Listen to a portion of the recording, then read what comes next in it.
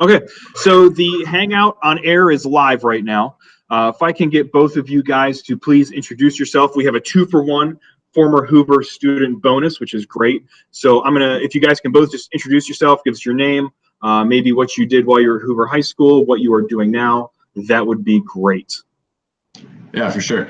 I'm Dray Gibson. I went to Hoover for engineering career classes and stuff. I took all the career tech classes for that, as well as CCP and AP classes, which I definitely suggest taking. I'm in the University of Cincinnati for chemical engineering currently, and obviously a first year. And this is my roommate, Justin. I'm Justin Houston. I took all the PLTW courses as well at Hoover, but for the medical side of things. And I also took a lot of CCP courses at Hoover. And now I'm at University of Cincinnati for biomedical engineering. Okay, thanks, guys. I appreciate it. First question we want to do here is, let me take a look at my questions. Let's start with academics first. How much time do you two typically spend on homework? And if you could maybe compare that to how much time you spent on homework while you were at Hoover, kind of give us a little compare-contrast. Yeah, well, definitely homework is definitely ramped up in college, which I'm sure is expected. A lot more studying is involved. Personally, in high school, I didn't really study much or really put a whole lot of effort into my homework.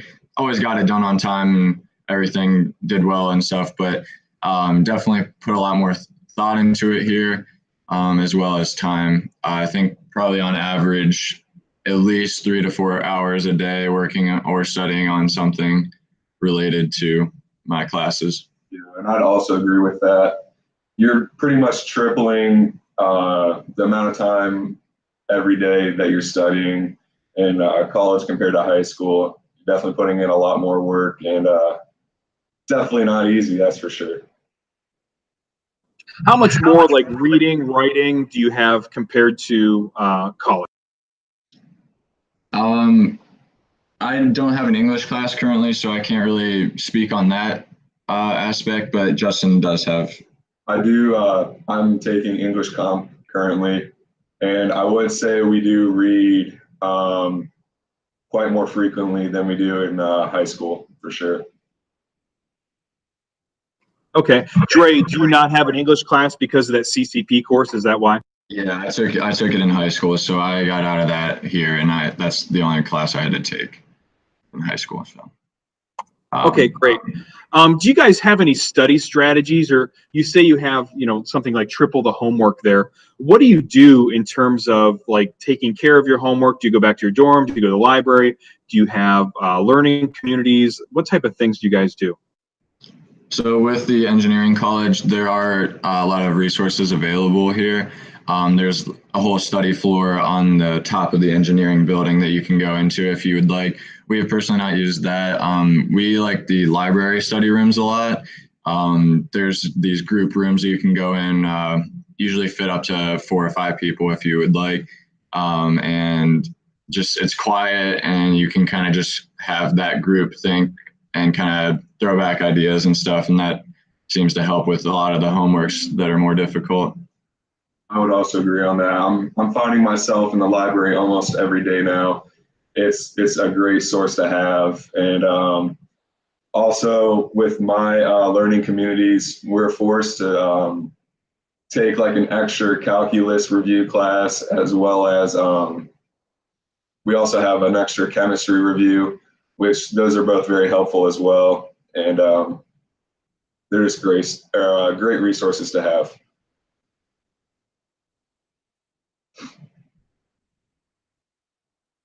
Okay, great. Thank you. Let's take a look next at so some of you, I'm sure you're taking introductory classes like in your engineering courses or whatever. What is the average class size, and what does your first year look like in terms of your class schedule? For me personally, I have a lot more smaller classes just because of my scheduled block. For us here, the engineering students, we get put in a scheduled block. That's just basically 20 to 30 students that are all in the same classes. And so I have 5 classes total, I think. But average class size, I'd say, other than my chemistry lecture and recitation, which is probably about 200 students, it's a typical, a little bit bigger than high school, probably like 30, 40 students in each class. So nothing too different as of yet. Yeah, and mine's pretty much the same thing, except my biggest class is also my chem lecture, which is about 300 to 400 students. Yeah, his is different. I have a night lecture because of my schedule block. You have what, morning? I'm morning 8 a.m.s, yes. So they're like 300 or 400 students in the morning in a big auditorium style. Mine's more of a what's typical to like in middle school we had the whatever the lecture hall where all the theater class stuff was. That's more of what my chem looks like. Yeah, I can't even imagine having a class with 300 to 400 people in it. That sounds pretty intimidating. What do the classrooms look like? Do they have a lot of smart boards? Do they have projectors? Is it just a big chalkboard? What type of class environment do you guys have? It's other than our engineering class, which is more of like a flipped classroom style where you do a lot more of the learning outside and kind of come into class using those skills that you learned outside of class. But a lot of them, every single class has a projector, all kind of facing that projector and the professor in front of the projector. A lot of people use like how you had the camera sometimes facing down. A lot of people do that. Other than that, though, it's just mainly PowerPoints / going through guided worksheets and stuff. I do gotta say though, my English composition class is all chalkboard, so that's kind of weird to see because you'd think it'd be all advanced technology, but it's not. Hoover has it pretty well. Almost like going back in time, I'm sure. Yeah, a little bit. So now, I don't want to get too personal with this, but if you guys could tell me about financial aid, what was it like applying for financial aid? What type of financial aid is out there? Whatever you're comfortable with telling me with. Definitely fill out the FAFSA. That's probably the easiest resource you can apply for and receive aid if eligible. That was personally my easiest way of doing it. I also applied for local scholarships through the school and received a couple of those, but definitely doesn't hurt to apply. It usually takes like a little over an hour, maybe, if you're putting a lot of thought into those applications, which in the long run are worth it, I feel like. I would also agree with filling out the FAFSA, and for sure trying to like fill out as many applications for scholarships as possible. Every little bit helps. I did fortunately receive a scholarship, and it's a great feeling, to be honest. So I would also recommend filling out as many as possible. Okay, great, thanks. In terms of, let's get to the fun stuff here. Some of the important things like food. What's the food like at Cincinnati? What are your options? What does the meal plan look like? Do you have swipes? Do you have punches? Is it like unlimited? What's the food situation? So there's 2 options really for freshman students that are on campus full time. One of which is the unlimited food plan, which is what both Justin and I have. And then there's a like 12 meals a week plan as well. But with the unlimited swipes, you just have your Bearcat card and you just go up, and it's magnetic. So you just tap it to a monitor, and then that counts as your swipe. And so you can, with the unlimited, obviously you can use it as many times a day as you want. I think there's just like a 15-minute. Yeah, you just have to wait 15 minutes in between every swipe that you use, which is not that very bad. reasonable. Yeah, and I think you get 15 guest meals a semester that you can use for anyone really. But there's 4 or 5 different yeah, we have about 4 or 5 different eating areas that we can go to on campus here. Yes, we have one directly below our building that is the newest one. and that one's they all range from different types of food, but they're all fairly similar, I guess, in terms of the appeal. Center court is like the main one that pretty much everyone goes to. It's open almost all day. What kind of food do they generally have? You say they're all kind of different. Are like some of them like chicken places, or some of them like Chipotle type stuff? Like, what do you have? So there's in the one below us, there's like a stir fry station. I think almost all of them have like a sandwich station. You can get just like standard sandwiches to go, as well as a salad station. So there's healthy options. Everything has a mainly like an entree section, and that can range from anything from chicken sandwiches, rotisserie chicken, salmon, really anything. The one, like I said, the one below us is the newest one. It's supposedly the nicest, I'd say, in terms of interesting food, I guess. It's a lot more like home cooked meals, I guess. And then center court's more like American food, like burgers and stuff. Stadium view is you can get food to go, which is that's like a bar, yeah. And same thing with Catskeller, which is more of that's definitely a bar. They serve alcohol and stuff there, but it's obviously be 21. But yeah, I'd say like everything is just slightly different, but pretty much follows the same things as well.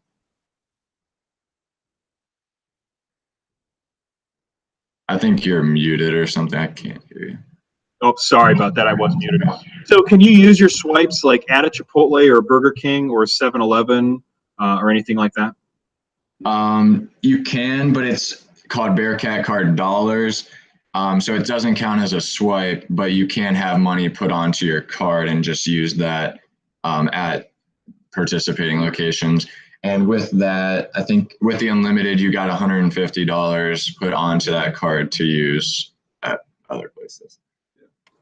All right, cool. Hey, I don't know. I'm assuming your room's pretty clean. Can you show us around your room, maybe talk about your living situation? I know you have one roommate. I don't know if you have others, if it's a quad, what you have. If you could talk about your living situation, where you are on campus, and maybe some of the different options you had when you were looking for roommates and stuff like that. For sure. So we are in Marion Spencer Hall, which is actually the newest one. It just got finished this year, so we're pretty much the first. I think maybe someone lived in here over the summer before us, but we're like the first people in here. But it's a suite style room. But basically, so we share a Jack and Jill bath with two other guys, but just a standard bathroom, and then it just leads into their room, which they're home for whatever, but it's the same thing over here, but they just have a little bit different windows. But yeah, we have our own closets and everything, plenty spacious and everything. But we're on the newer side of campus, right by the Lindner Center of Business that's being built right now. Mind the posted art, but we just have a view of that's the Sigma Commons, so it's a little bit nicer than facing the parking deck on the other side. But it's slightly more expensive to live here, but definitely worth it if you look at the other dorms. Yeah, and just it was kind of there's so many kids on campus this year. They had a record attendance. So that we actually it was almost like we had to pick a room before it was too late. So we just happened to get lucky with this. I'd say it was worth it overall. How does that shared bathroom situation work? Is it okay? Or you guys, I don't know. We've had, just with our situation, we have had a little bit of issues with one of the guys that live over there. But all in all, it's not too bad. I think the one thing that if we can suggest to the people that make changes around these buildings is putting locks on the doors. There are no locks between the two rooms at all, which is good and bad. I mean, we didn't think we would have a problem with it, but we just have had some slight problems with that. Okay. Yeah, I kind of wonder. I was surprised you were able to just walk into their room. I figured that would be locked from their side, which seems kind of weird. Was this guy like stealing your toothbrush or something? No, but he was stealing our fruit snacks.